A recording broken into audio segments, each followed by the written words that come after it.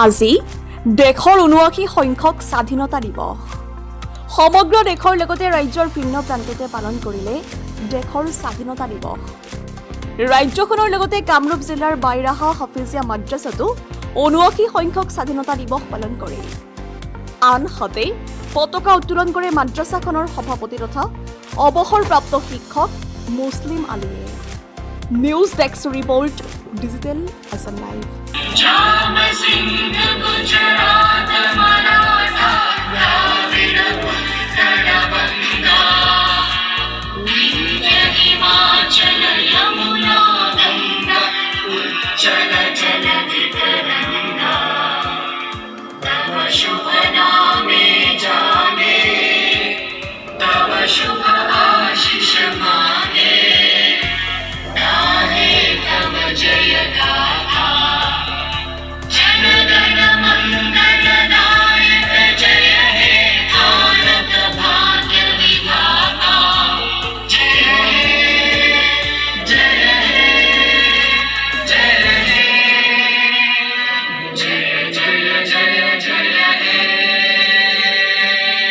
হয়, আলহামদুলিল্লাহ, আল্লাহৰ ফজলত, আল্লাহৰ মদদত আজি আমি 79 আমাৰ 79তম যি আমাৰ দেশ স্বাধীন হোৱা আজি বছৰ হৈ গ'ল। আজি 15 আগষ্টত আমি বাইৰাহা হাফিজিয়া মাদ্ৰাছা, এইখন আমাৰ বাইহাটা চাৰিআলিৰ অন্তৰ্গত, থানা বাইহাটা চাৰিআলিৰ অন্তৰ্গত আমাৰ শোলমাৰীত আছে এইখন মাদ্ৰাছা। আমাৰ দৰং আৰু কামৰূপৰ সীমাত আছে বাইৰাহা হাফিজিয়া মাদ্ৰাছাত যি আমি পতাকা উত্তোলন কৰিলোঁ।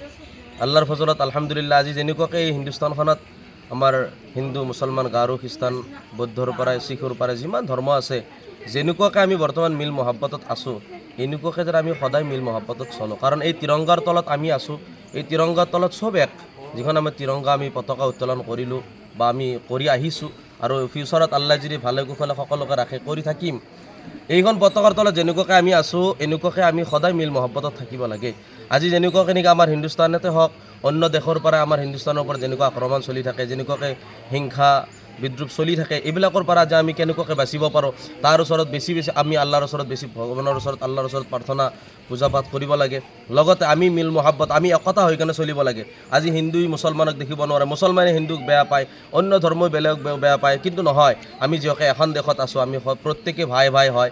হিন্দু, মুছলমান, গাৰো, খ্ৰীষ্টান, আমি চব ভাই ভাই হয়। সেইকাৰণে আমি ভাই ভাই হৈ হিচাপে মিলি থাকিব লাগে। এই দেশত আমি যেনেকুৱাকৈ আছোঁ, আমি আলহামদুলিল্লাহ আল্লাহৰ ফজলত আমি গৌৰৱ কৰিব পাৰোঁ যে আমি হিন্দুস্তানত থাকিও কমচে কম আমি 5 বাৰ, দিনটোত 5 বাৰ এই হিন্দুস্তানৰ জমিনত আমি চুমি কেনে সাজদা কৰি কেনে আমি থাকোঁ। 5 ওয়াক্ত নামাজ পঢ়োঁ দিনে ৰাতি আমাৰ, আৰু 5 ওয়াক্ত নামাজৰ 5 বাৰ আমি সাজদা কৰোঁ। এইখন হিন্দুস্তানত যেনেকুৱাকৈ আমি আছোঁ, এনেকুৱাকৈ সদায় থাকিব লাগে, আৰু আমি থাকিম বুলি আমাৰ ইৰাদা আছে। যদি কেতিয়াবা জৰুৰত পৰে, দেশৰ কাৰণে জান দিয়াও আজিব হৈ যায়।